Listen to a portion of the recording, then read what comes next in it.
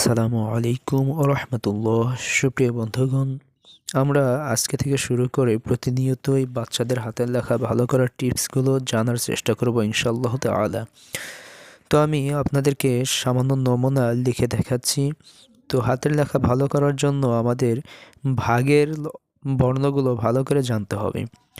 তো আমাদের ১ নম্বর ভাগে যেগুলো জানতে হবে সেটা হলো ব, র, ক, ধ, ঘ, ঝ, ঋ। তো আমরা এই ভ, র, ক, ধ, ঘ, ঝ, ঋ আজকের এই পর্বে লিখে দেখাচ্ছি।